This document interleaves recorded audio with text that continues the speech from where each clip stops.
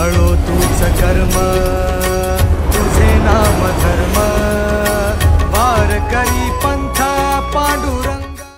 दुःखाचे निवृत्ते सुखाचे ते सुख, दुःखाचे निवृत्ते सुखाचे ते सुख, पाहता श्रीमुख गोविंदाचे। रंग निरांगत गुलगुला बोलत आसुर रुळत चरणातळी। नामा मने हाते लोण्याचा उंडा किंवा नामा मने हाते लोण्याचा गोळा, गवळणे त्या तोंडा भुलविल्या। रंग निरांगत गुलगुला बोलत आसुर रुळत चरणातळी। विठ्ठल विठ्ठल विठ्ठल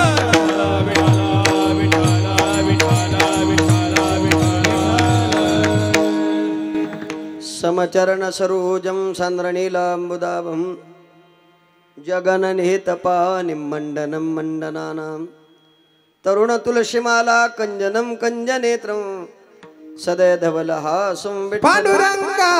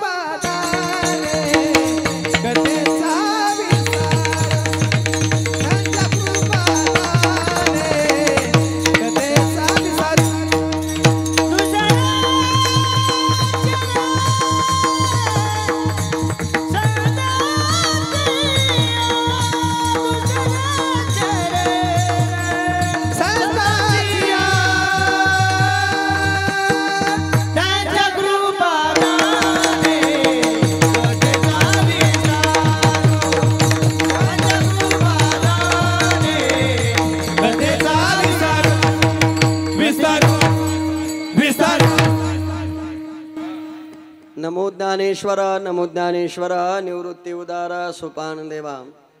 मुक्ताबाई नमो त्रिभुवन पावणी आद्यत्रय जननी देवाची।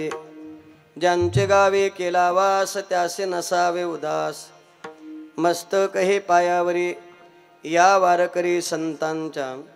श्री संताचे माथा चरणावरी साष्टांग हे करे दंडवत, किंवा शरण शरण एक नाथा पायी माथा ठेविला। नका पाहू गुण दोष झालो दास पायांचा, सोनो पंत तथा कुणी जनतया मामाशी बोलती। नामे शंकर शंकरा शुभ करा निसंग जो संगती। पुण्यश्लोकीचा पुण्यनगरीचा मोती करा शोभतो, ऐशा संतवरा शुभ करा दांडे करा वंदितो। सेवेलागी सेवक झालो तुमच्या लागलो निज चरणा। अहो स्वामी तुकया देवा यावरी न करावा अवहेरू।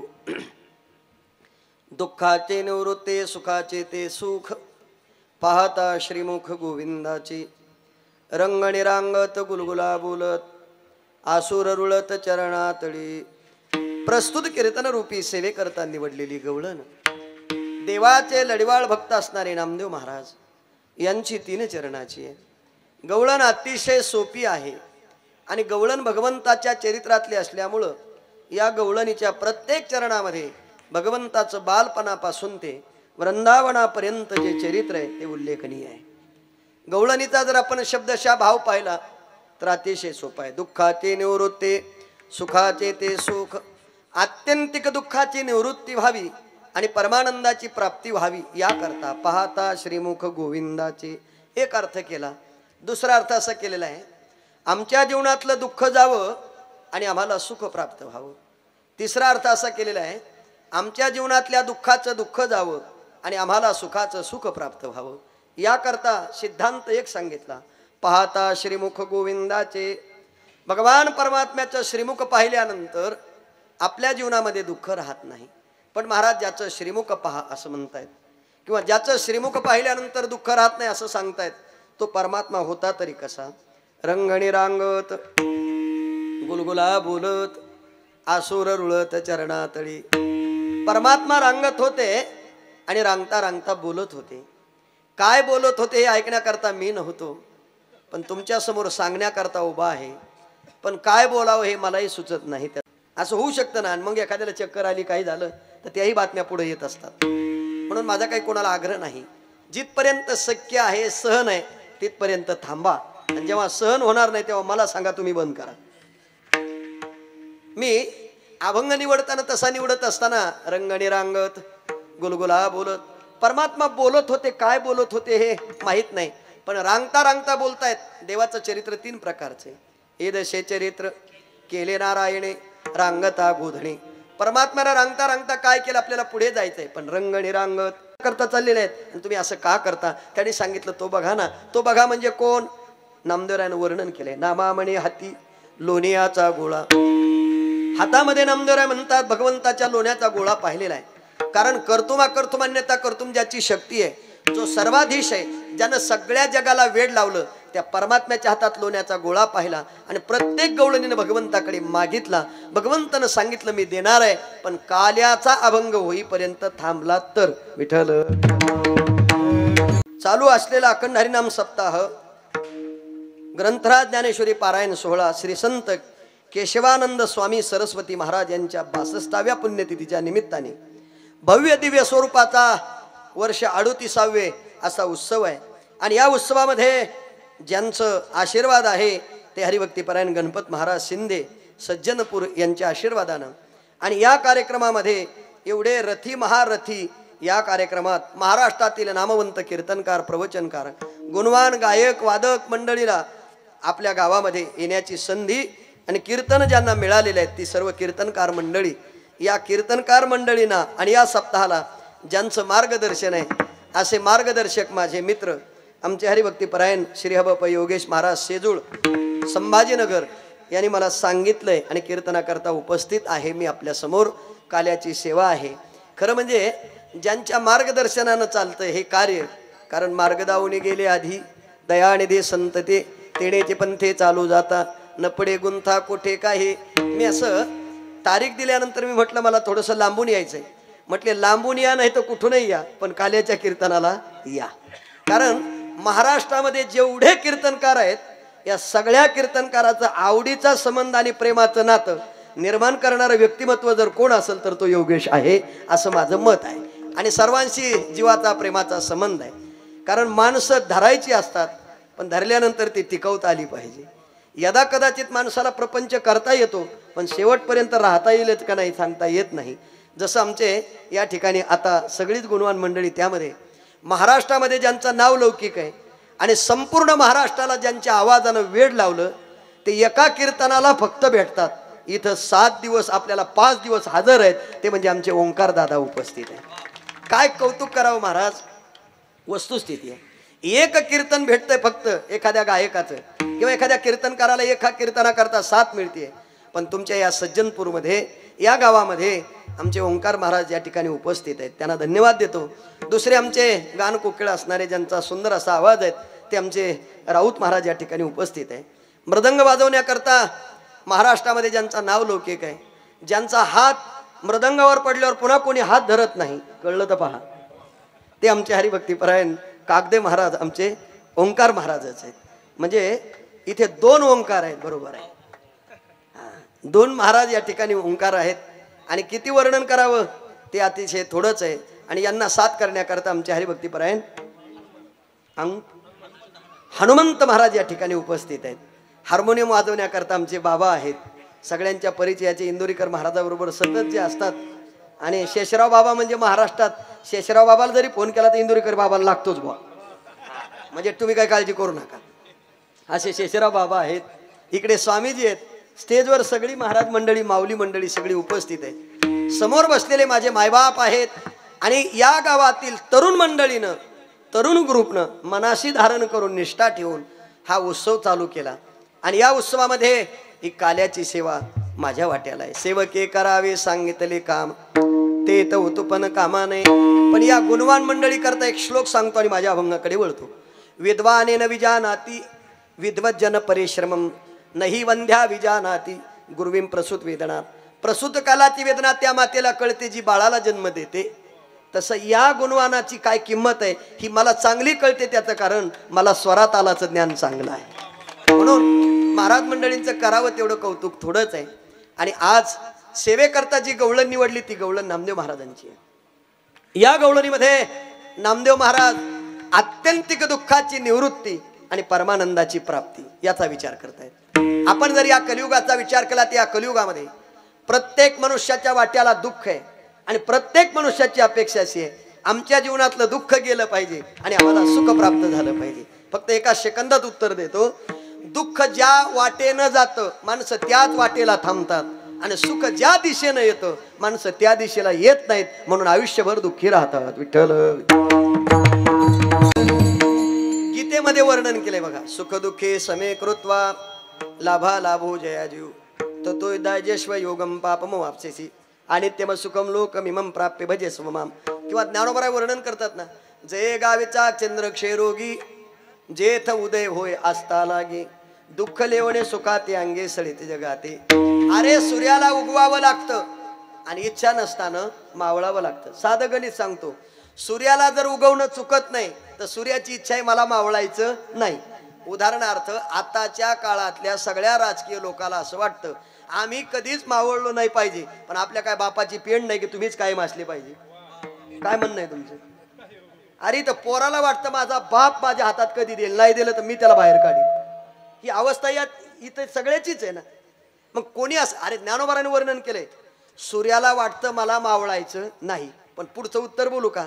चंद्र दम काढीत नाही. विठ्ठल विठ्ठल देवाकडे गेला तर जीव काय आहे? सुखी आहे. म्हणजे जिथे सुख मिळतं माणसं तिथं जात नाही आणि जिथं दुःख आहे तिथं गेल्याशिवाय ऐका व्यावहारिक सुख दुःखाचे आघात हे प्रत्येक माणसाच्या जीवनात होते आहे येणार आहे.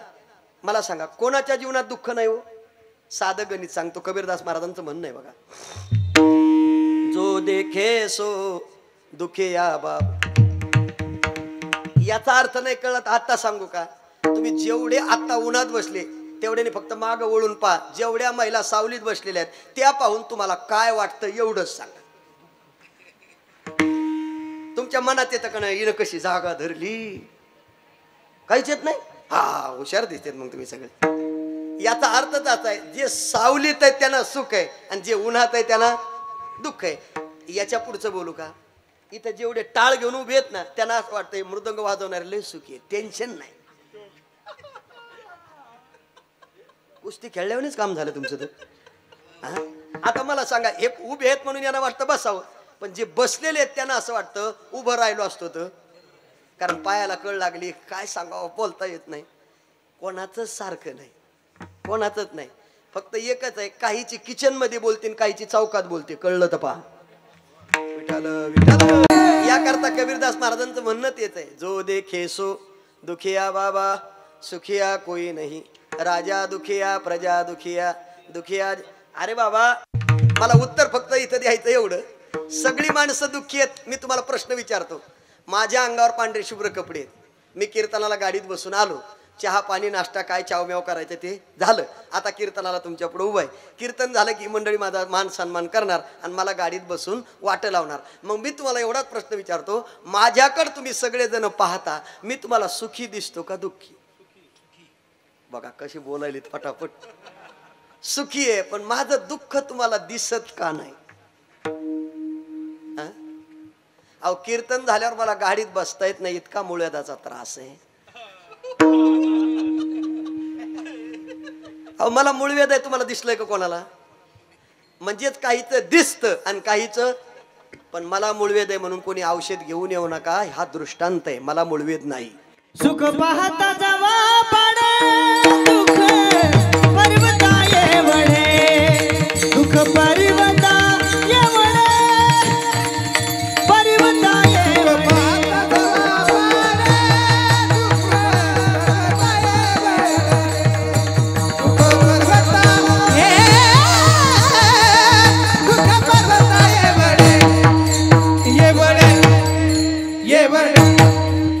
सुख पाहता जवा पाडे दुःख पर्वता एवढे. सगळी माणसं सुखी आहेत असं नाही, सगळे दुःखी असं नाही. कोणाकडे पहा कोणाकडे. एक प्रमाण सांगतो आणि पटकन पुढे जातो.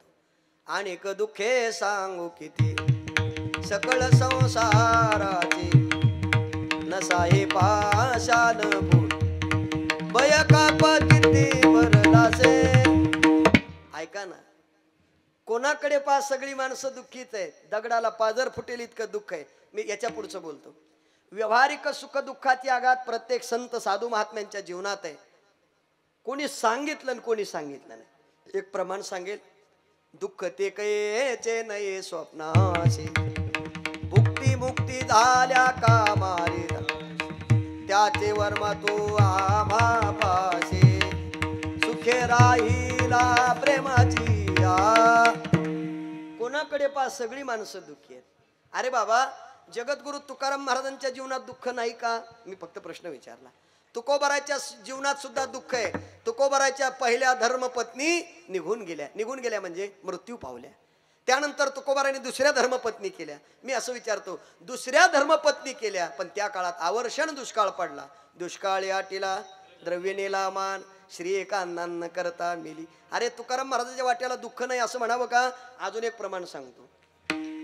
काय खावे आता कोणीकडे जावे काय खावे आता कोणीकडे जावे काय खावे आता कोणीकडे जावे काय खावे आता कोणीकडे जावे.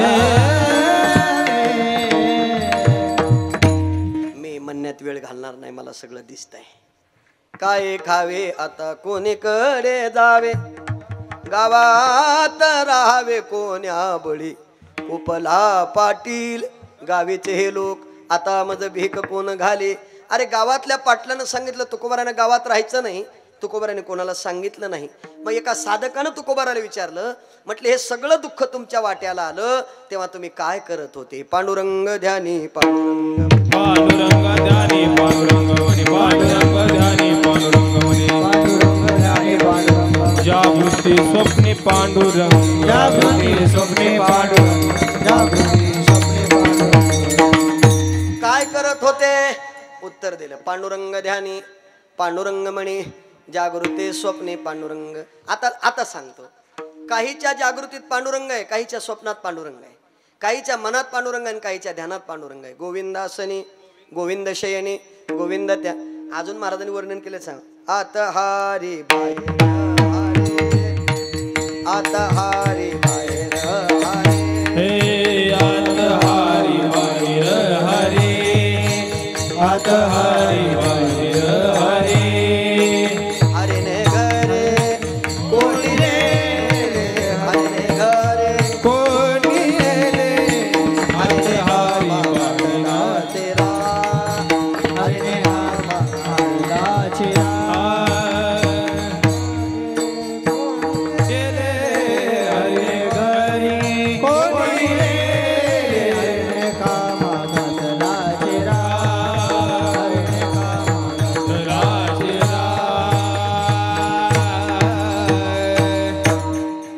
दोनही प्रमाणाचा अर्थ एकच आहे.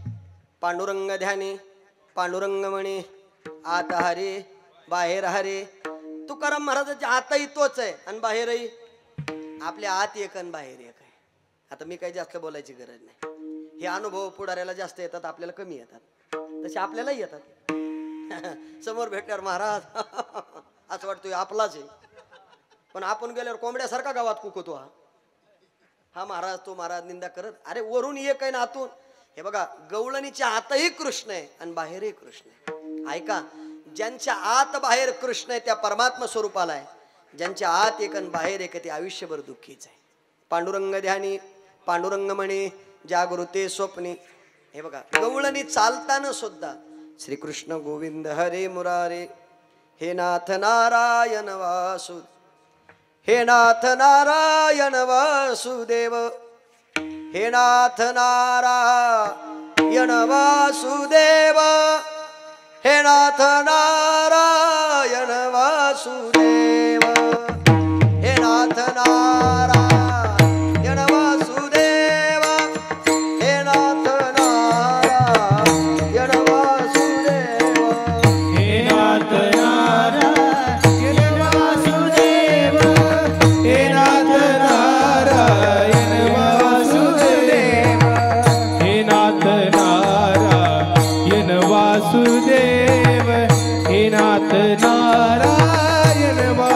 वासुदेव हे नाथ नारायण वासुदेव हे नाथ नारायण वासुदेव हे श्री कृष्ण गोविंद हरे मुरारी हे नाथ नारायण वासुदेव श्री कृष्ण गोविंद हरे मुरारी हे नाथ नारायण वासुदेव हे श्री कृष्ण गोविंद हरे मुरारी हे नाथ नारायण वासुदेव श्री कृष्ण गोविंद हरे मुरारी हे नाथ नारायण वासुदेव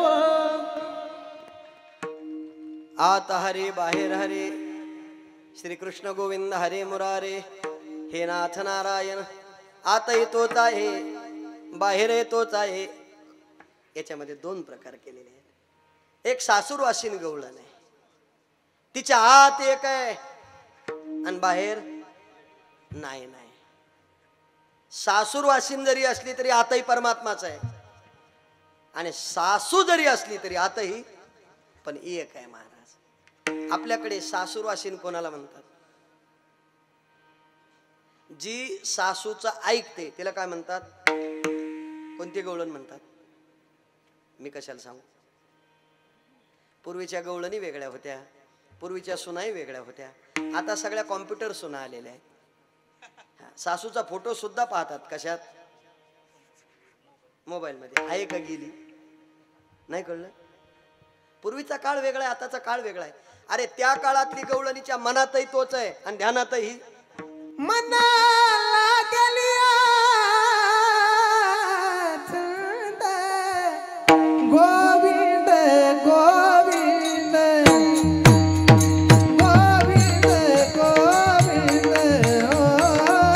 गोविंद गोविंद मनाला गेलिया छंद मनाला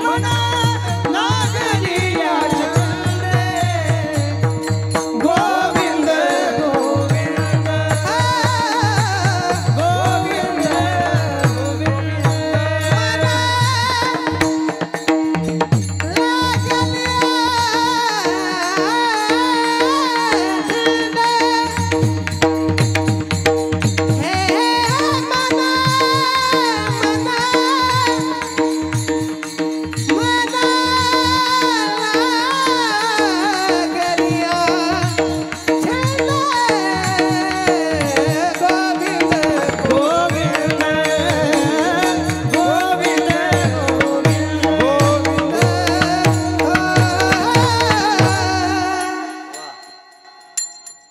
गोविंद गोविंद मना लागलिया छंद. ज्यांच्या मनामध्ये गोविंद सोडून दुसरा छंद नाही. अजून थोडस पुढे बोलायचंय. छंद वेगळे असतील. अनुष्टुप छंद, छंद असू दे. मी त्याच्या पुढचं वर्णन करणार आहे. हिच्या मनातही तोच आहे आणि ध्यानातही पण सासून हाक मारली. ए आता तो पूर्वीच्या काळातला आवाज होता. आता कोणी देऊ नका तेवढा. म्हणजे माझं बोलणं कळलं तर पाहण्यात सोडून द्या. पूर्वीची सासू हाक मारायची, सुनानं जवळ उभं राहायचं. आत्या, आता नियम असा आहे, हाक मारली की आत्या म्हणण्याची परंपरा होती. आणि अजून थोडस धाडसानं बोलू का? सुनानं सासूला आत्या म्हणावं की आई म्हणावं? काय म्हणावं? आत्या म्हणावं. माफी मागून बोलू का? जेवढ्या आई म्हणतात त्या सगळ्या हुशार असतात, एवढंच बोलतो आता. त्याचं कारण आई म्हणायचं आणि राबून घ्यायचं महाराज तिला. त्याच्यात इला पोरगी नसावून तिनं म्हणावं आई मिली म्हातारी काम करून आमची. अवघड गणित आहेत महाराज सगळी. त्या काळातली गवळण आहे. एक शेपक आहे, फक्त सांगतो. गायेचं वासरू म्हशीला सोडशी, म्हशीचं पारडू गाईला सोडशी, बैलाची धार कशी काढू रे. या गवळणीनं लय बेजार केलंय आपल्याला. या शेपक गवळणी आल्यात ना, त्याचा हा परिणाम आहे. एका जनार्दनी राधा लागली कृष्णाच्या नादा. दुसरा नाद नाही का तिला? कुठून पागलवाणी काढून आणले. अरे वाचा ना गाथा, काय पहा ना ग्रंथ. असले कुठेतरी पुस्तकं वाचित येतात म्हणतात आपल्या येड्यावानी. माझं म्हणणं आहे, मी कोणाला नाव नाही ठेवत, पण देवळोबारायचं नाम जोरायचं मानानं गवळणी. तुम्हाला फार चांगल्या गवळणी आहेत ना, त्या सोडून दिल्या ह्या इ नाही ग बाई इटत काय खाडा दगड हल्ला बाई. कुठं वाचलं रे तो आहे? त्याच्यात पुन्हा त्या तालात येत नाही तर काय म्हणे माझे. अरे नीट म्हण. तू काय इकडं आणि माझं आणि मध्ये कोण. माझा म्हणण्याचा अर्थ असा आहे ह्या ज्या गवळणी आहेत ह्या प्रमाण सिद्ध नाहीत. हे रूपक केलंय पण त्याची गवळण तयार झाली. रूपक काय केलं. त्या काळातली सासू होती तिने हाक मारली. ऐकलं का. काय करतेस. श्रीकृष्ण गोविंद हरे मुरारे हे नाथ नारायण. आत्यानं सांगितलं सतत उठायचं त्याचं नामचिंतन करायचं. तुला कळतंय का. दूध काढण्याकरता जा. तिने हातामध्ये चरी घेतली. आता हातामध्ये चरी घेतली पण वासरू विसरलं. सासूनं पुन्हा हाक मारली. ए कुठं निघालीस. म्हणले दूध काढायला. डोळे गेले का तुझे. म्हणले काय. वासरू भया राहिलं. पटकन हातात धरलं वासरू. वासरू हातात आहे दूध काढायची चरी आहे पण मुखामध्ये कोण आहे. श्रीकृष्ण गोविंद हरे मुरारे हे नाथ नारायण. आणि बघा भगवंताच्या भक्तीमध्ये इतकं सामर्थ्य आहे. ती दूध काढण्याकरता गेली. वासरू गाईचं सोडून दिलं. चरी तिथं ठेवली. दुधाच्या जवळ थांबली नाही. गाईनं पाना फोडला. वासरानं दूध पिलं आणि हिचं भजन चालू. श्रीकृष्ण गोविंद हरे मुरारे हे नाथ नारायण. आता हरी बाहेर हरी हरिले माझे हरिले चित्त बहार वेत्त विसरले. कृष्णा तुझ्याशिवाय दुसरं काही दिसत नाही. गाईचा गोठा सोडला. म्हशीच्या गोठ्यात गेली तिथेही थांबली नाही. पण काय भक्तीमध्ये ताकद आहे. दूध काढता काढता भजन करता करता बैलाच्या गोठ्यात गेली. कोणाच्या.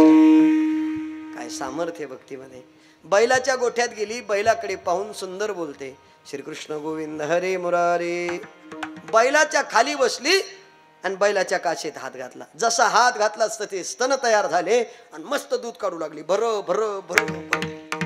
आता मी असं विचारते हिला जर तांब्या भर दूध काढायचं होतं आणि चरी भर काढायचं होतं तर चरी भरल्यावर थांबायला पाहिजे होतं की नव्हतं. पण तरी धारा चालूच. चरी भरून वाहू लागली. सासू म्हणली सकाळी 7ला गेली 11:15 झाले अजून काय येईना म्हणून गोठ्यात पाहायला आली तर वासरू गाईला पेतय पण चरी तिथे दिसली. ती पालथी पडलेली दिसली. मग ही कुठे गेली अचल. रागाच्या भरात जरा तन तन केलं. मग तुम्हाला कळलं मला काय झालं असेल आता. म्हणजे माझी अशी अवस्था तिची किती गरम झाली असेल. ती डायरेक्टच गेली म्हशीच्या गोठ्यात. सापडी आता हिला आहे ना एकदाच नीट करते. म्हशीच्या गोठ्यात सगळ्या म्हशी पाहिल्या पण कुठंच दिसाना. आता मनात पण आलं नाही की आपली सुनबाई बैलाच्या गोठ्यात असेल. पण म्हणली इकडं नाही तिकडं नाही. बैलाला पाणी पाजायला गेली का काय म्हणून पाहावं. असं पाहण्याकरता बैलाच्या गोठ्यात गेली. पहिला बैल पाहिला. त्या बैलाच्या खाली दूध काढताना दिसली. श्रीकृष्ण गोविंद हरे. सासून पाहिलं म्हणले बाया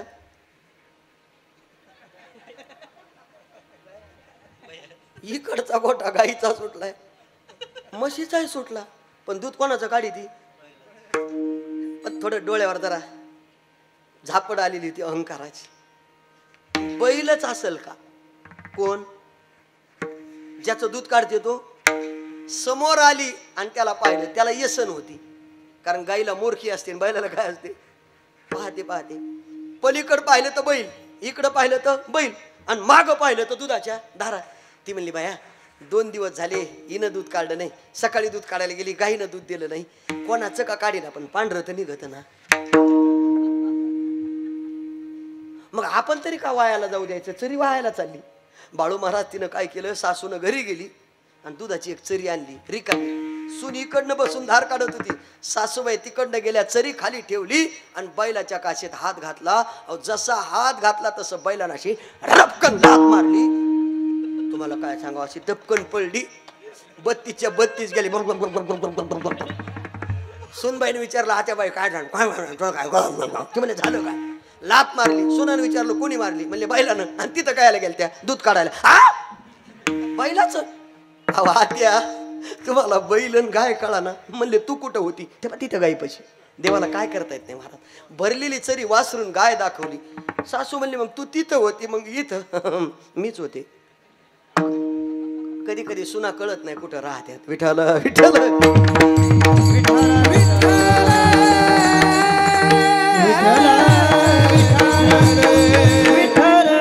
आता ऐका झालं असं. लाट मारली दात पडले हे सगळं लटांबळ घरी न्यायचं. सुनाला हात धरला. घरात आल्याबरोबर मुलाने विचारलं का ग काय झालं माझ्या आईला. तुमच्या आईला विचारा. कोण म्हणते सुनबाई. विचारायला मुलगा गेला. म्हणले आई काय झालं. काय नाही म्हणले मला लात मारली. कोणी मारली. म्हणले बैलानं. मग बैलाने लात मारण्याकरता कशाला तिथे गेली ती दूध काढायला. मुलांना विचारलं आई बैलाचं दूध काढीत असे. अरे मी सोड, तुला तर माझं दिसतंय, तुझी बायको पाहून तास झाला बैलाच्या धारा काढीत होती. यो म्हणला काहीतरी घोटाळा दिसतोय, काहीतरी घोटाळा दिसतोय. हा आतल्या घरात गेला आणि तिला विचारलं, का ग तू म्हणती आईला विचारा ना आई म्हणती तुला विचारा, मला खरं सांग तू माझी बायको आहे, मला तरी खरं सांग नेमकं तू कुठे गेलती? अहो मी बैलाकडे नव्हते गेले, मी गाईचं दूध काढीत होते. आत्या आल्या आणि आत्यानं बैलाचं दूध काढलंय. पण मला खरं वाटत नाही, कारण तुम्हाला माझं कधीच खरं वाटणार नाही, कारण शेवटी लोकांचं धन आहे. तुम्हाला तुमच्या माईचंच खरं वाटणार, मीच गेले होते का, नीच चालू होतं का. पण मला एक सांगा, मी जर आईच्या अगोदर दुधाची धार काढत होते बैलाची, तर पहिली लात कोणाला मारायला पाहिजे होती? मला. म्हणजे मारली कोणाला? आईला. म्हणजे दूध कोण काढीत होतं? आई. चल बरं म्हणली, तिच्या हाताला धरलं ना आईच्या समोर आणलं आणि सांगितलं, आई माझ्या बायकोनं गाईचं दूध काढलंय. अरे तुला तुझ्याच बायकोची बाजू कळते, मी माझ्या डोळ्यानं पाहिलं तुझी बायको धार बैलाचं काढीत होती, म्हणून मी तिथं गेले. तो म्हणला ते जाऊ दे, पण माझी बायको जर पहिल्यांदा बैलाचं दुधाची धार काढत होते, तर लात पहिली कोणाला मारायला पाहिजे होती? माझ्या बायकोला. तुला मारली त्या अर्थी माझी बायको गाईचे दूध काढते आणि तू बैलाचं काढते. सासून दोन्ही हात जोडले, तिच्या हातात हात धरले आणि तिला विचारलं, तुला काय झालंय हे होण्याकरता? अभंगाच्या पहिल्या दुःखाची निवृत्ती सुखाचे ते सुख, दुःखाची निवृत्ती सुखाचे ते सुख, दुःखाची निवृत्ती सुखाचे ते सुख, दुःखाची निवृत्ती सुखाचे ते सुख, दुःखाची निवृत्ती सुखाचे ते सुख, दुःखाची निवृत्ती सुखाचे निवृत्ती सुखाचे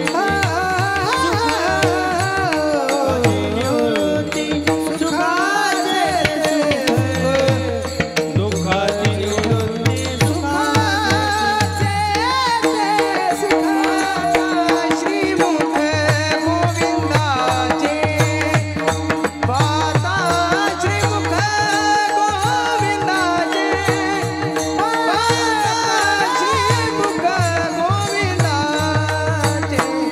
रंगनी बुलबुला बोलत, रंगनी रांगत बुलबुला बोलत, रंगनी रांगत बुलबुला बोलत, रंगनी रांगत बुलबुला बोलत. श्रीमुख गोविंदाचे पाता, श्रीमुख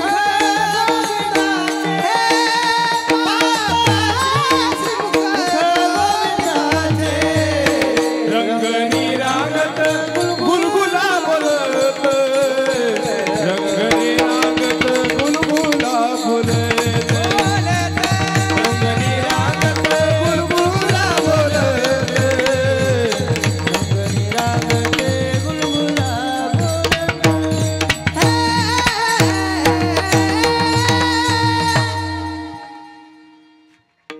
काय झालं म्हणल्यानंतर तिनं उत्तर दिलं, पाहता श्रीमुख गोविंदाचे.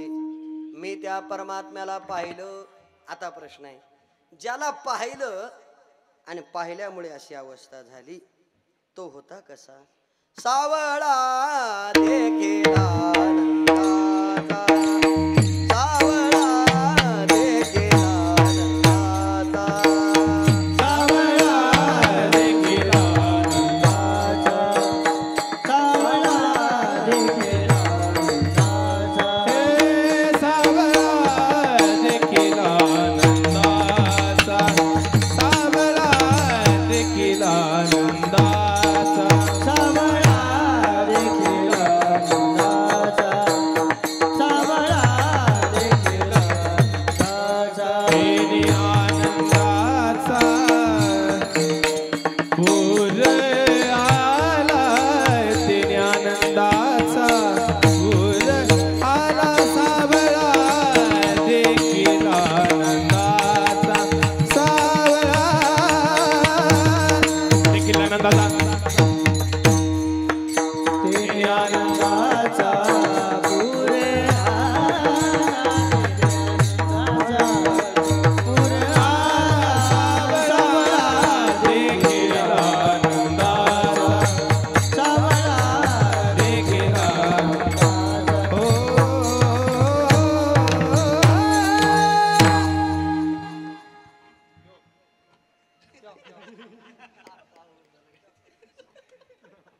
गरम झाली पेटी आता.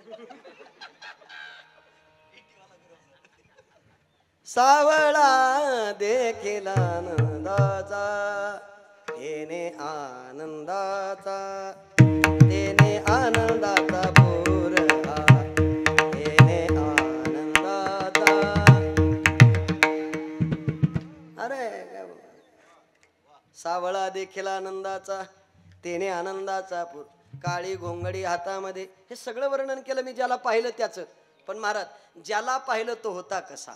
कर्तुमा कर्तुमन्यता कर्तुम ज्याची शक्ती आहे जो सर्वाधीश आहे नामदेवाने त्याचं नाव निवडलं. पाहता श्रीमुख गोविंदाचे. आता ज्याचं नाव सांगितलं देवाची काही आवडीची नाव आहेत. लाल कृष्ण गोपाळ कृष्ण गोविंद कृष्ण बालकृष्ण योगेश्वर कृष्ण. अजून कोणता शिल्लक आहे का कोणाकडे. अहो त्याचं वर्णन करताना छोट्यापणी कसं केलं. माझे आछुडे बछुडे छकुडे. अहो हे शब्द फक्त आईच्या डिक्शनरीत आहे बाकी कुठं सापडत नाही. ती माय होती तिने वर्णन केलंय. माझे आछुडे माझे बछुडे माझे छकुडे राधे माझे रुपडी ग. हे वर्णन आईच्या डिक्शनरीत आहे. मग इथे लाल कृष्ण आहे योगेश्वर कृष्ण आहे बाळ कृष्ण आहे गोविंद कृष्ण आहे गोपाल कृष्ण आहे जय कृष्ण आहे. तुम्हाला जो आवडेल तो कृष्ण आहे. अजून थोडं बोलू का. एखादी बायको लाडात आली की नवऱ्याला म्हणते का हो किती कृष्णासारखे आहात. असं म्हणत जाऊ नका. रामासारखे म्हणे जा. कृष्णासारखे म्हणल्यावर तो बदली करतो. मग अरे समजने को इशारा है काफी होता है. राम एक पत्नी एक वचनी आणि हा बाबा. मग कृष्णासारखं कसं म्हणता येईल. अहो अनंत ब्रह्मांडे उदरी हरिया बालकनंदा घरी नवल केवडे केवडे नकळे कानोबा पृथ्वी जेने तृप्त केले ते अशी यशोदा 16 सहस्र नारी बाबा ब्रह्मचारी. पण मी त्याला पाहिलं. बर ज्याला पाहिलं तो होता कसा. अभंगाच्या दुसऱ्याच्या. रंगणी रांगत गुलगुला बोल. रंगणी रांगत गुलगुला बोल. ओ रंगणी रांगत गुलगुला बोलत. रंगणी रांगत गुलगुला बोलत.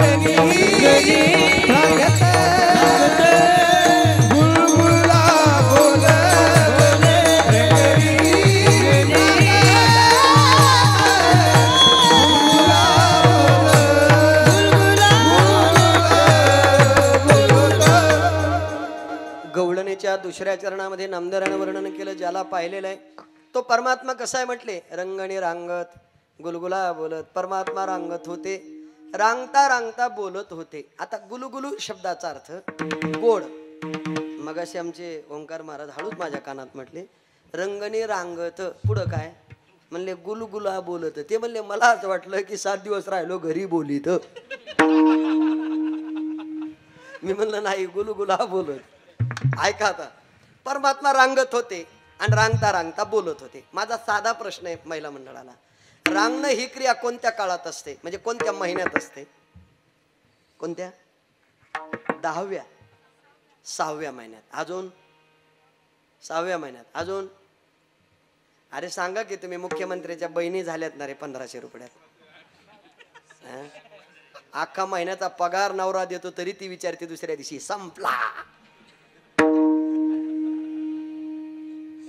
एका महिन्यात 25,000 संपतोय इथं 15,000 1500 रुपये मिळाले तुम्हाला. कोणाच्या बहिणी आहेत तुम्ही? आम्ही तुमच्या मागं मग आहे ना 500 त्यातले खर्च करू ना. 1000 तुम्हाला 500 आमची कोणतरी बायको कोणा हा पळापळी नाही. मला उत्तर द्यायचं आहे का? रांगणं ही क्रिया त्या ताईनं सांगितलं 6व्या महिन्यात. आता मी महिने सांगतो तुम्ही मोजा आणि त्याला पुरावे भागवतातले देतो म्हणजे तुम्हाला कळेल. रांगणं ही क्रिया कोणत्या काळात आहे नीट ऐका. कृष्ण परमात्म्याला ज्या वेळेला वसुदेव देवकीचं लग्न झालं आणि लग्न झाल्यानंतर वसुदेव देवकीला वाट लावण्याकरता कंस स्वतः रथावरती बसलेला होता आणि सारथ्य करताना वर आकाशवाणी झाली आणि आकाशवाणी होऊन काय सांगितलं होतं, हिच्या पोटी जन्माला येणारा 8वा तुला मारणार आहे. म्हणून त्यानं तिला उचललं आणि कुठं नेऊन टाकलं? बंदी शाळेत. बरोबर आहे. दोघं नवरा बायको कोंडून ठेवले. कशा करता? कारण हिच्या पोटी जन्माला येणारा जर हिनं मला दिला नाही, तो जर मोठा झाला तर तो मला मारणार आहे. मग मी असं विचारतो, तिथं जन्माला आलेले प्रत्येक बाळ उचलले आणि यानं मारून टाकले. कोणी? बरोबर आहे. किती मारले?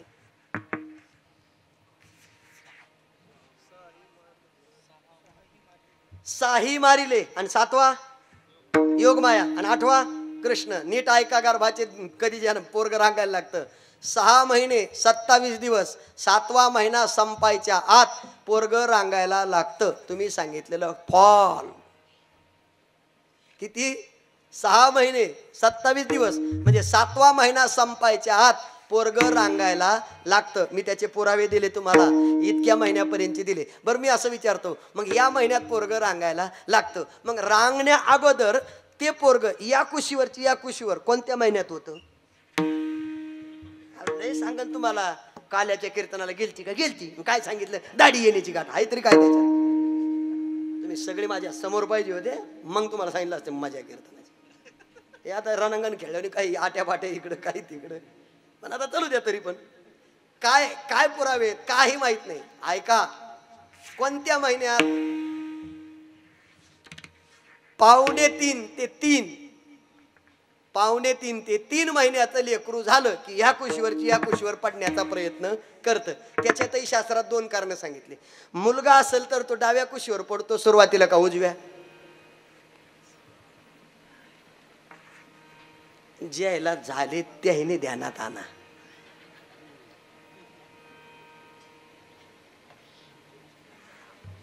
काय म्हणते बाय आता आमचे ते शाळेत गेले. बरं तुमच्या लेखी सुनात असते ना. इकडं मागच्या घटनेत तर जाणं थोडस. आम्ही कधीच याचा विचार करीत नाही. आलं झालं बरं. कोणत्या कुशीवर? नीट ऐका. मुलगा जर असेल तर तो शरीराचे 2 भाग केले, एक उजवा आणि एक डावं. कधीतरी वाचा चरित्र उजवे वाम भाग तुका म्हण दोन्ही एकच अंग. सांगताना पार्वतीचं चरित्र सांगताना पाहिलं का कधी तुम्ही? डावा आणि उजवा भगवंतानं तिला अर्धांगिनी करून घेतलं. त्याचे पुरावे आहेत सगळे. म्हणजे या अंगावर या कुशीवर होतं. बरं ठीक आहे. रांगायला लागलेले महिने कळाले, कुश कळाली. पण आता माझा प्रश्न आहे, रांगायला लागताना पहिल्यांदा बाळ गुडघा टेकतं का हात? तळवे तळ हात तळहात टेकीत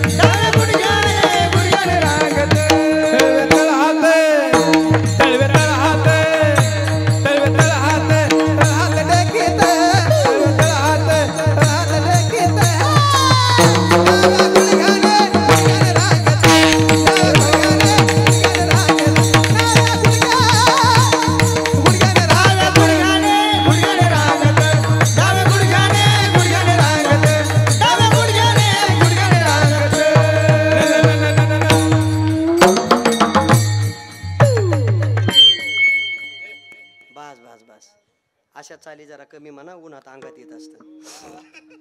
तळवे तळ हात टेकेत, डाव्या गुडघ्यानं रांगत परमात्म्यानं हात टेकले आणि डाव्या गुडघ्यानं रांगू लागले. इथपर्यंत आहे. पण इथे सुद्धा 2 कारणं विचारले शास्त्रामध्ये. देवानं पहिल्यांदा हात का टेकले? हा जर जगाचा मालक आहे, सृष्टीचा नियंता आहे, सर्व भार त्याच्यावर आहे, मग त्यानं हात का टेकले? तर आई भगवंताकडे गेली आणि सांगितलं सोसवेनं बहार म जाता यज्ञ मोडले कीर्तन बंद पडले देवा तुम्ही या. भगवान परमात्मा आले.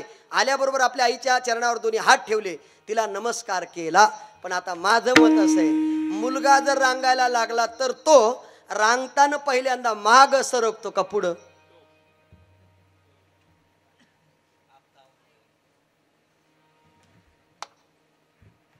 हा बर, मुलगी रांगायला लागल्यावर पुढं सरकते का माग? एवढं तुम्हाला कसं माहित राहील आता? नाही ना, तुम्हाला हे साडी केवढ्याची काय केवढ्या सगळं माहिती, हे बाकीचं काय माहित नाही तुम्हाला. मी सांगतो ऐका, मुलगी जेव्हा रांगायला लागते तेव्हा मुलगी कधीच पहिल्यांदा पुढं सरकत नाही. मुलगी रांगायला सुरुवात करते तेव्हा ती माग सरकते, नंतर पुढे सरकते. कारण तिला दोन कुळाचा उद्धार करायचा असतो, एक आईचं कुळ आणि दुसरं बापाचं कुळ. आणि मुलगा जर असेल आणि तो जर रांगायला लागला तो कधी पलड्या माग कधीच सरकत नाही. जसा पलडा तसा फर फर फर फर पुढं सरकतो, कारण त्याला बापाचा झेंडा पोलीस चौकीला लावायचा असतो. हा पलड की सुरू, ते माग सरकतच नाही. पण मुलगी पहिल्यांदा माग सरकते नंतर पुढे सरकते. त्याला दोन कारण सांगितली. मग मला इथे वर्णन करायचं. रंगणी रांगत बुलबुला बोलत आसुर रुळत चरणातळे, रांगता रांगता बोलू लागले. काय बोलू लागले याला बरीचशी कारण आहेत. रांगत रंगणी चोरीत लोणी, दावणी धरते गवळणी, बांधिते चरणी देती गाराणी, यशोदे साजणी, दैदूत बक्षोनी तमाल मिलेले नवल केले साधनी, कृष्णाळ वाळवा परतोनी माती दावा. रांगता रांगता परमात्मा बाहेर आले आणि आल्याबरोबर काही गवळणीनं देवाला पाहिलं आणि पाहिल्यानंतर देवाच्या हातात लोण्याचा गोळा पाहिला. प्रत्येक गवळणीनं मागितला नामधराने नम मने हाती लोनियाचा गोळा, नम मने हाती लोनियाचा गोळा, नम मने हाती लोनियाचा गोळा, नम मने हाती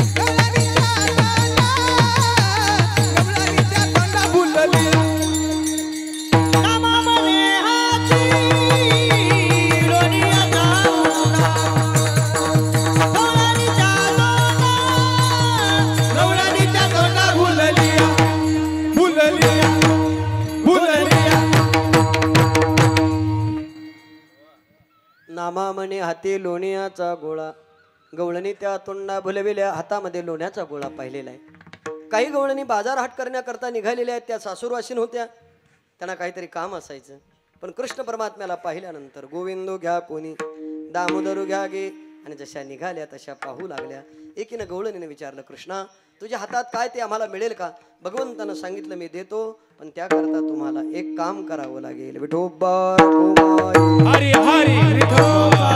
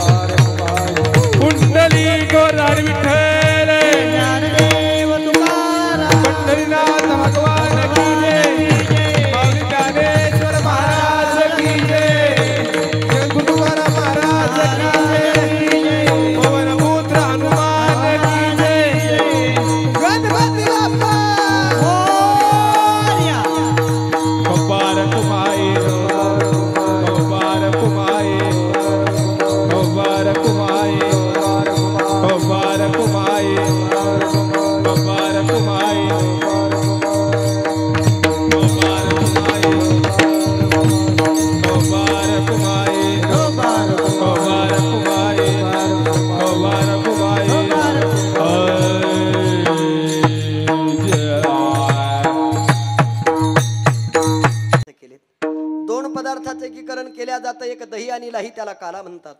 दुसरा अर्थ असा केला हरिनामाचा खिचडी काला, प्रेमी मोहिला साजणी. आणि तिसरा अर्थ असा केला जीव ब्रह्म ऐक्य होणं. जीव ब्रह्म ऐक्य होणं ही स्थिती जीवाला प्राप्त होण्याकरता चरित्र ते उच्चारा. चरित्र ते उच्चारा, हे चरित्र ते उच्चारा, चरित्र ते उच्चारा.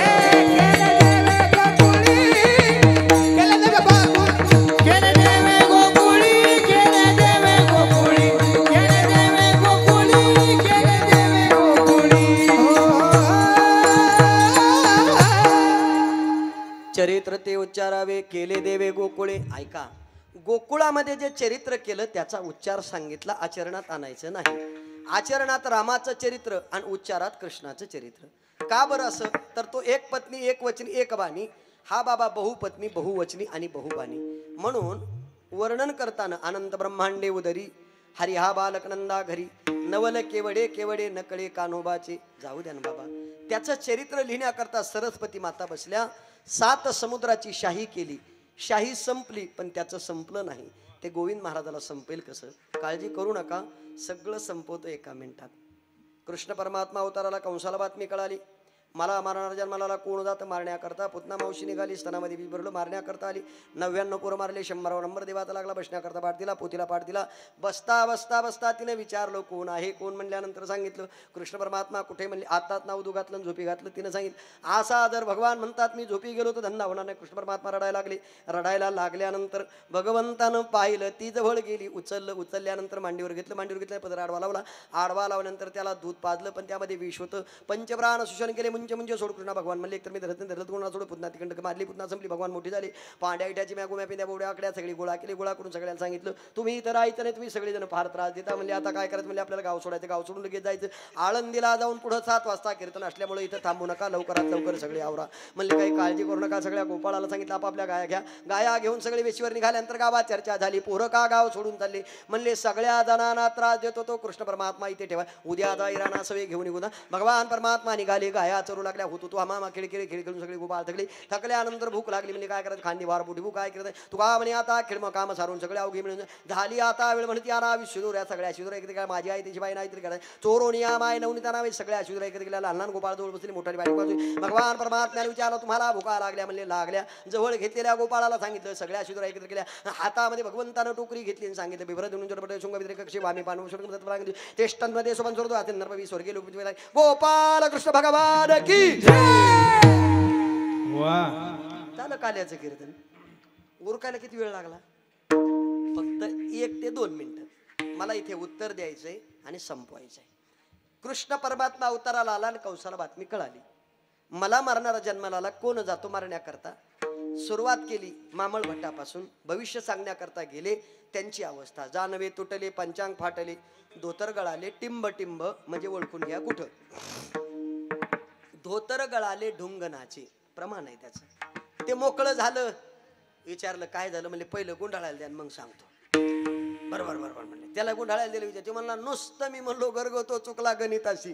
त्यानं अशी अवस्था केली. बरं ठीक आहे. कोण जातं मारण्याकरता? पुतना मावशी निघाल्या. मायावी रूप धारण केलं. खरं सांगू का महाराज, पुतनेला बदला घ्यायचा होता. माया निर्माण केली, सुंदर तयार झाली आणि देवाच्या दारात निघाली. आता सुंदर तयार होणं हे प्रत्येकाला जमतं, पण सुंदर तयार झालेलं 24 तास सौंदर्य राहील असं नसतं. देवानं निर्माण केलेलं वेगळं आणि पार्लर मधून आलेलं. अहो ओंकार महाराज, तुम्हाला एक किस्सा सांगतो. मी लग्नाला आलो होतो जालन्याला. माझं गाव इकडंच आहे, रामनगरच्या जवळ भिलपुरी. राहायला आळंदीला आहे. मग आता लग्न होतं बायकोच्या तिकडच्याचं म्हणजे तिच्या गोत्यातलं, त्या नात्या गोत्याचं. आता आम्ही लोक महाराज लोक म्हणजे आशीर्वाद द्यायला असतो, पण आता बायको बरोबर गेले की नावेला जाऊन सगळंच ऐकावं लागत. बस म्हणले की बस, उठ म्हणलं की उठ, पाणी आण म्हणले की तिले भानगडी असतात त्या, पण ते जुळत नाही. पण नावेला जाऊन जुळलं. मग आता गेलो मी. मग गेल्यानंतर तिनं मग आता थांबाव का नाही, तिच्या मैत्रिणी दिसल्या की लगेच नवरीच्या रूम मध्ये गेली. जाताना व्यवस्थित होती. तिकून सजून आल्यावर मला माझीच ओळखू येईना. अहो खरं सांगतो, ती माझ्याजवळ ती पिशवी ठेवायला आली. तिच्या पापण्या वर गेल्या, त्या खाली येईना. म्हणलं मिली का काय? तिने ते हे लावलं होतं, ते कलर लावला होता त्याला. त्या नुसत्या अशा करायच्या. मी म्हणलं अवघडच झालं गड्या. बरं इतकी सजली, जाताना केस अशी होते, आतून आल्यावर तर नुसती अशीच करू लागली. आता इतकी माया जर तयार झाली तर ती तर देवाच्या दारातली आहे, तिला काय तयार करता येत नाही. अहो तिने इतकं सौंदर्य निर्माण केलं, जो पाहिल तो वेडाच व्हायचा, इतकं सौंदर्य निर्माण केलं. पण तिनं गावात प्रवेश केला, 99 पोराला दूध पाजलं, मारलं. 100वा नंबर देवाचा लागला. गावात चर्चा झाली, कोणतरी आली दूध पाजून मारते. हे कळाल्याबरोबर येऊ द्या म्हटले.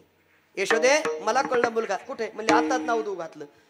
झोपी देवानं सांगितलं आई असं बोनीच्या पारी गिरायकाला मी जर झोपी गेलो तर धंदा होईल का? की हा अगं रडतय, जाबर झोका दे. झोक्याजवळ गेली, आली होती मारण्याकरता, ज्याच्याकरता आली तीच विसरली. त्याला उचलून घेतलं आणि पाहू लागले. म्हणजे भया किती सुंदर दिसतंय. ऊन आहे, उरक, ऊन लागायला लागलंय. आणि कवर सांगतोस. मांडीवर घेतलं, पदर आडवा लावला आणि त्याला पाजण्याकरता स्तन मुखामध्ये दिलं. ती 25 हाऊस पावरची मोटर होती महाराज. तिथे काय नळपट्टी घरपट्टी थोडंच काही येणार होतं. अहो बटन दाबल्याबरोबर पहिल्या घोटात दूध पंचप्राण सगळे मुंच सोड. भगवान म्हणले एकतर मी कोणाला धरत नाही, आणि धरलं तर म्हणजे मी एकतर कोणाला धरीतच नाही, आणि धरलं तर पुतना ते कंटक मारिली. पुतना संपली. पण महाराज पुतनेनं ज्या वेळेला भगवंताला मांडीवर घेतलं त्यावेळेला भगवंतानं डोळे झाकून दूध पिलं का डोळे उघडे ठेवून? शास्त्रामध्ये त्याला 21 कारण आहेत. देवानं डोळे झाकून दूध पिलं. आता सुद्धा बाळ पित असेल तर ते डोळे झाकूनच पितं. त्याचं उत्तर असं आहे, देवानं डोळे झाकताना सगळ्याला मांडीवर घेताना तिने जेव्हा दूध पाजलं तेव्हा तिला पहिल्या घोटात दूध नाही आलं, पहिल्या घोटात विष आलं. आणि देवाला मांडीवर घेतल्यावर विष पाजायचं होतं, पण पहिल्याच घोटात पाना आला. म्हणजे ही देवाची कोण झाली? आई झाली. मग आता मी असं विचारतो, देवाची जर आई झाली असेल तर देवाला दूध पाजून तिला मारणं बरं दिसत नाही, म्हणून तिचं डोळे झाकून इतिहास शोधला. ही आई होण्याच्या भाग्यापर्यंत प्राप्त झाली. म्हणजे ही पूर्वजन्मात कोण होती? डोळे झाकून तिचा इतिहास शोधला. ही बळीराजाची मुलगी होती रत्नमाला. बळीराजाने यज्ञ केला, त्या अवतारात बटुकेश अवतारात वामन आले. त्या वामनाकडे या रत्नमालीनं पाहिलं आणि मनात इच्छा निर्माण झाली, मला जर असा मुलगा झाला तर त्याला मी आनंदानं स्तनपान करेल. तीच रत्नमाला पुढे पुतना झाली. पुतना ते कंटक मारिली, पुतना संपली. भगवान मोठे झाले आणि एका गोपाळाला विचारलं, का रे म्हटले तुझ्या घरी काही मिळतंय का? म्हणले नाही. अरे तू असा कागदे महाराजासारखा का दिसत नाहीस? असा गोविंद महाराजासारखा उद्बत्ती छाप दिसायला लागलाच. म्हणजे कुठं जातंय सगळं? म्हणले विकण्याकरता. सगळ्याला सांगितलं, पांड्या इठ्या चिम्या गुम्या पिंद्या बोबड्या वाकड्या गोळा केले. गोळा करून सगळ्याला, तुम्ही सगळी माझ्या मागे. बोबड्या म्हणला तिथण्या आलतू द्या माद यायत ताय तालायत. देवानं सांगितलं चोऱ्या करायच्या. बोबड्या म्हणला कितण्या आलं तोल्या तालायत्या, पण ताप आल्यावर माल तो नी थायता. कोणी खायचा म्हटल्यानंतर देवानं सांगितलं, जे माझ्या मागे राहते त्यांना मार मिळत नाही, जे माझ्या पुढे जातात त्यांना हाग्या मार मिळल्याशिवाय.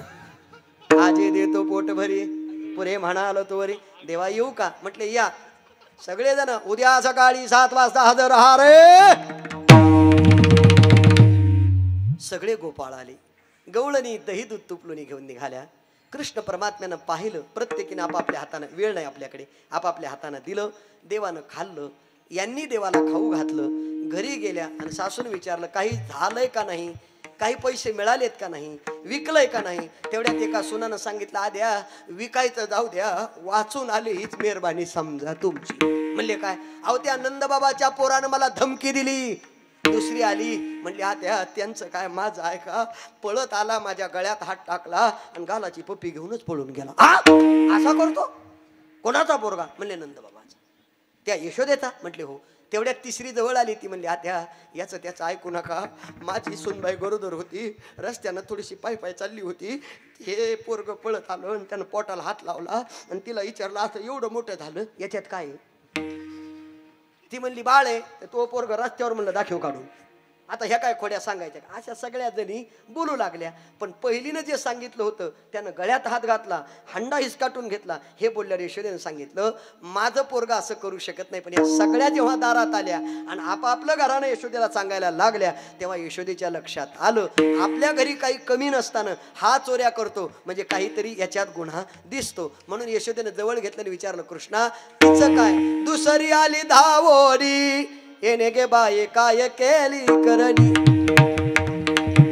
पतीची दाढी माझी वेडी, तोहीची गाठ देव, गाठ बाये कोणाशी सुटेना, गाठ बाये कोणाशी सुटेना, यशोदे बाळ तुझा ताना, कोठवर सोसो दे. काय झालं? एक एक जण सांगू लागलं. हिच संपलंय की तोवरती आली. माझ्या सोनाच्या गळ्यात हात टाकला. असं म्हटल्यावर यशोदाबाई म्हणले तुमच्या तोंडाला काय हाड आहे का ग? बाळ सगुण गुणाचे ताणे ग बाळ, गोजिरवाणे काय सांगता गाराणे ग. गोकुळच्या नारे, तुम्ही लपून याचा बोरा, तुम्ही लपून याची गोटी, लागता गयाच्या पाठी, तुमची एवढी चरित मोठी गे. कुळच्या नारे, तुम्ही 12 घरच्या 12 गे गोकुळच्या नारी, तुम्ही 12 घरच्या 12 गे गोकुळच्या नारी, 12 घरच्या 12 गे गोकुळच्या नारी, तुम्ही 12 घरच्या 12 गे गोकुळच्या नारी. सगुण गुणाचे ताने ग, बाळ दिसते गोजिरवाने ग, काय सांगता घराने ग गोकुळच्या नारी, काय सांगता घराने ग गोकुळच्या नारी, काय सांगता गाणे ग गोकुळच्या नारी, काय सांगता गाणे ग गोकुळच्या नारी.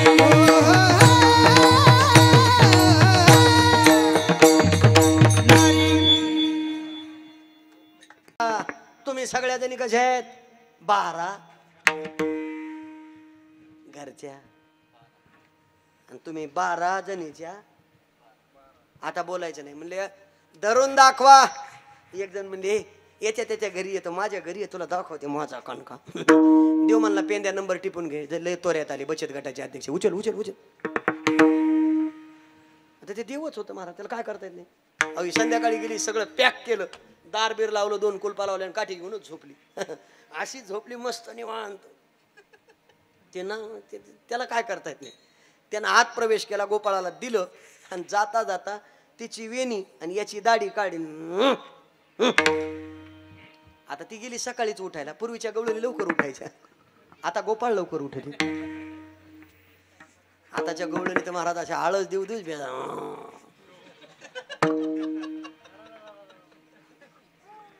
अहो ती गवळण उठायला गेली, याच्या दाढी म्हणजे काय. आता ते गुतागुती झाल्या, रात्रीची वेळ होती, अंधार होता. झाला असं आता गाठ मारली सुटाना.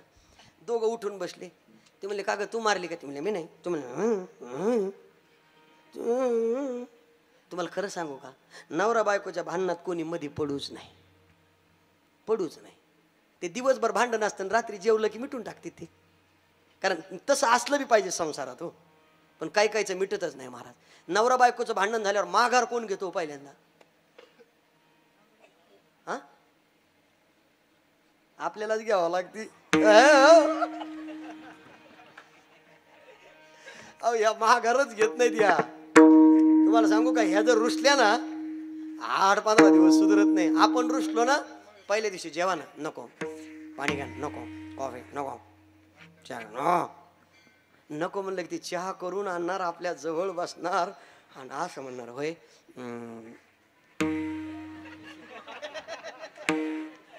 झाला ना गोंदे आईस्क्रीम, गेला विसरून सगळं. पण ह्या कधी विसरत. पण माय ऐका, ती त्या काळातली होती. सकाळी उठली पण दाढीला गाठ बसलेली होती. गाठ त्या सोड, मी नाही सोडी, सोड. आता काय करायचं, सोडण्याचा प्रयत्न केला, सुटत नाही. सगळे प्रयत्न थकले. म्हणले मग इळी आणू का?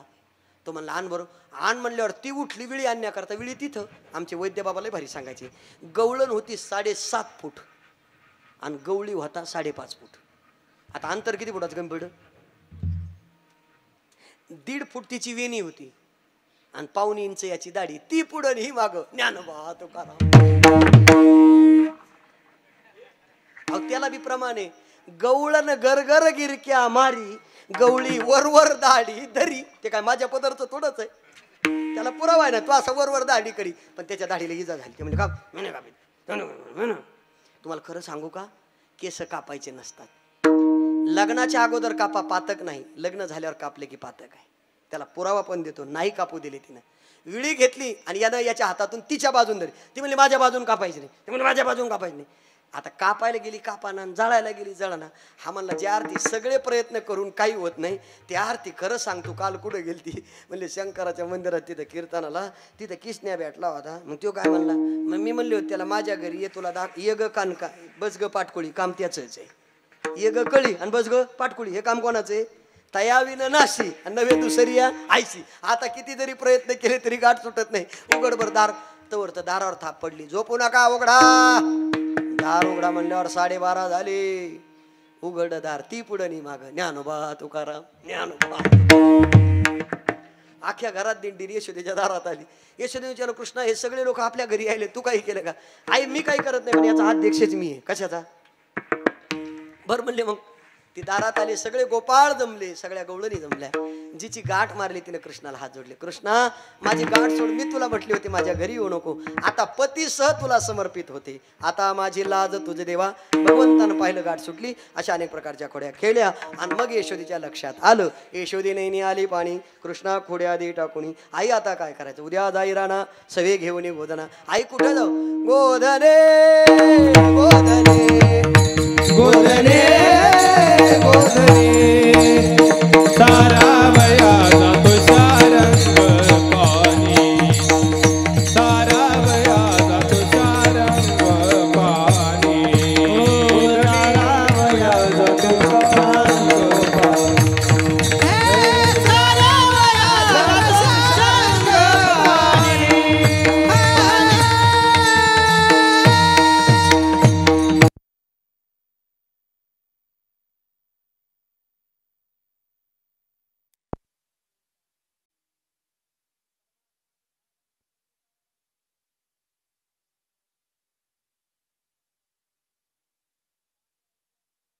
त्या बोबड्या वाकड्या गोळा केले.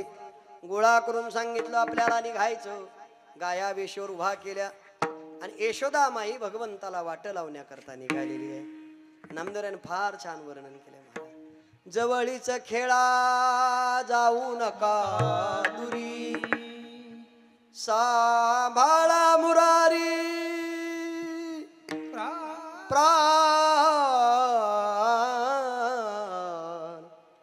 भगवान निघाले. ऐका, भगवंताला सजवलेलं, भगवंताचं सजवणं यशोदेनं पूर्ण केलंय. सगळे गोपाळ दारात आले, सगळ्या आया वाट लावण्याकरता आल्या.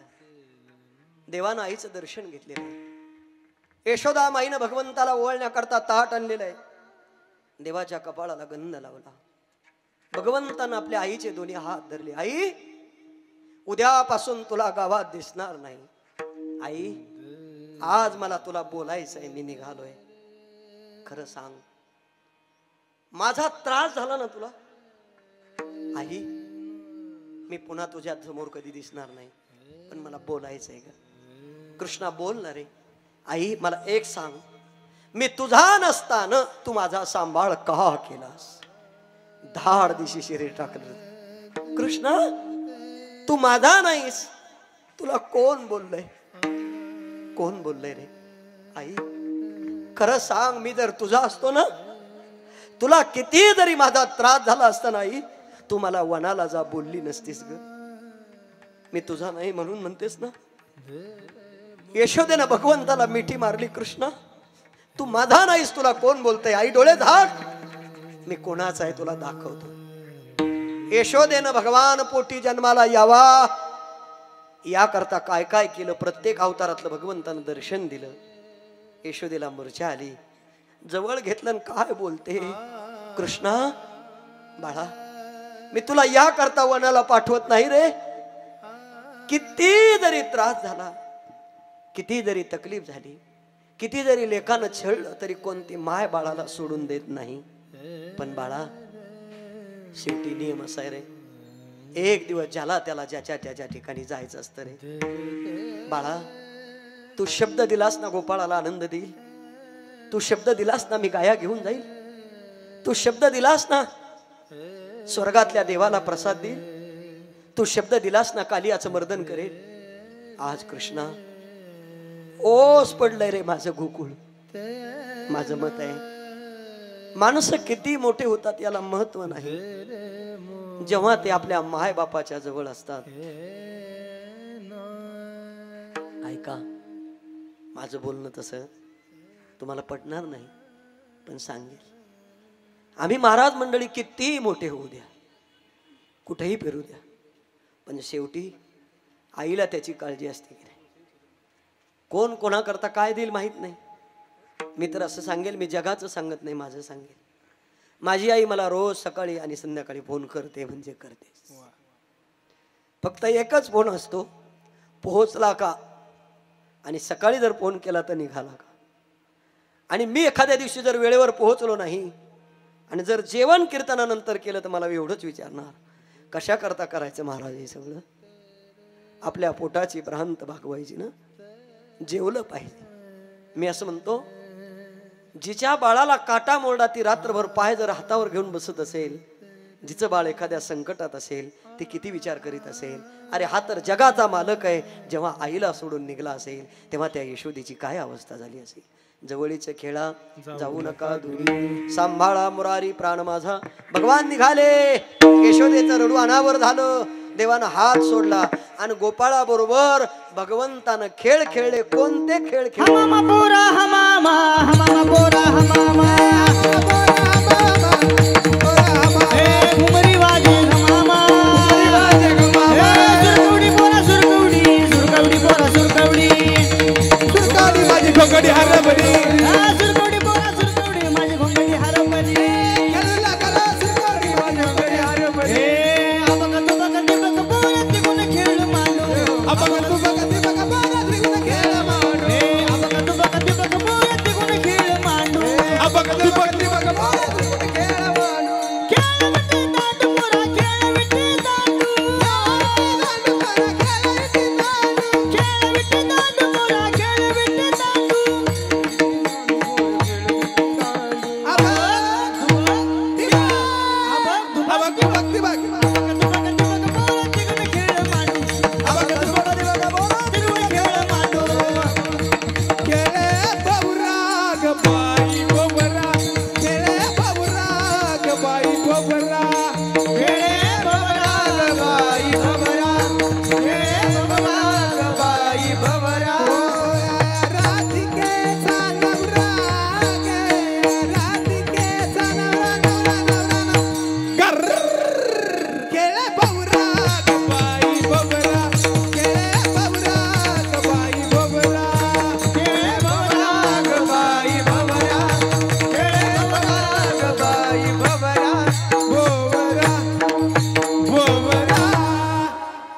सगळे गोपाळ खेळले, हे सुद्धा खेळून थकले. आणि मग सांगितलं, देवा आम्हाला भूक लागली. म्हणले एक काम करा, आपल्या गाया वळून आणा. सगळ्याला सांगितल्या, सगळ्यांनी गाया वळून आणल्या. बोबड्या म्हणला, कृष्णा खान्नी भार पोटी भूक, काय कीर्तनाचे सुख तुका म्हणे. आता खेळ मोडा वापरता, काम सारो निसकळ, अवघे मिळून आले गोपाळ झाली आता वेळ. म्हणते आणा शिदुऱ्या. सगळ्याच्या शिदुऱ्या एकत्र केल्या, लहान लहान गोपाळ जवळ बसवले आणि भगवंतानं त्यांना काला दिला. भागवतकार त्याचं वर्णन करतायत. बेभरद बेनोम जठरपटयो शृंग भेत्रेच कक्षे, वामे पानू मश्रुत कमलं तत्फलान निंगुलीषु, तेष्टन्मध्ये सुपंसुरदो हसन्नर्मभी, स्वर्गे लोके मुषुदी मुग्बाल केली. गोपाल कृष्ण भगवान की, बजरंग बली की. असा काला खडके सोडेल्या मोठा, आजेचा दही काला गोमटा. ज्ञानेश्वर माऊली, माऊली ज्ञानेश्वर माऊली, माऊली ज्ञानेश्वर माऊली, ज्ञानेश्वर माऊली.